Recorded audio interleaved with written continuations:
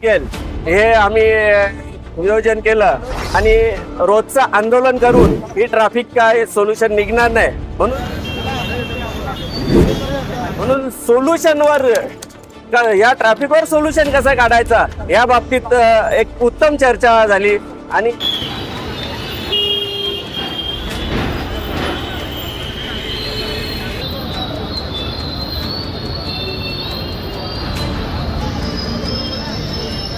या आजच्या या आंदोलनाच्या माध्यमातून आम्ही सकाळी 9 वाजल्यापासून नारपोली पोलीस स्टेशनच्या हद्दीमधली आपली जी ट्रॅफिक समस्या आहे त्या समस्येच्या बाबतीत आम्ही वरिष्ठ पोलीस निरीक्षक यांच्यासमोर बैठक घेतली।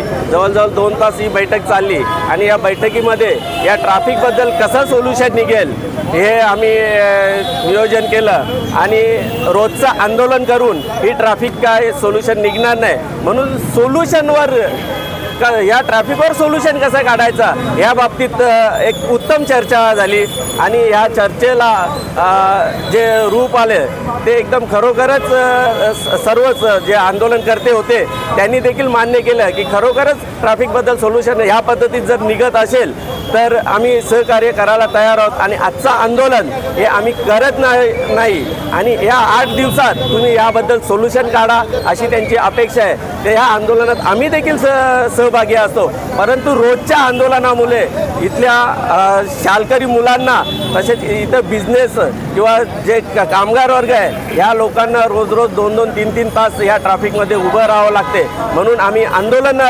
आंदोलनच मागे घेतलेलं आहे आणि हे आंदोलन अशा पद्धतीत करणार नाही आणि या आंदोलनावर काहीतरी चांगलं सोल्युशन जे ट्रॅफिकबद्दल आहे ते सोल्युशन निघेल।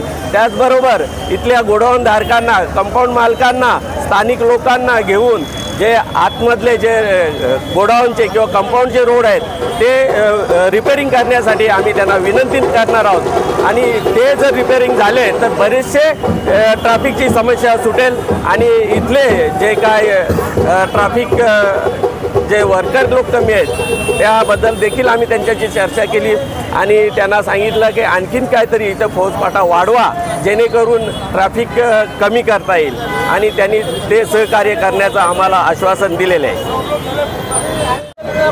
भिवंडीमध्ये अलीकडे वाहतूक कोंडी होत आहे त्याच्यामुळे आपल्या रहिवाशांनी स्थानिक नागरिकांनी इथे आंदोलन आयोजित केलं होतं। राहण्याचे सरपंच पाटील साहेब आणि त्यांचे सर्व सहकारी यांनी सहकार्याची भूमिका घेतली।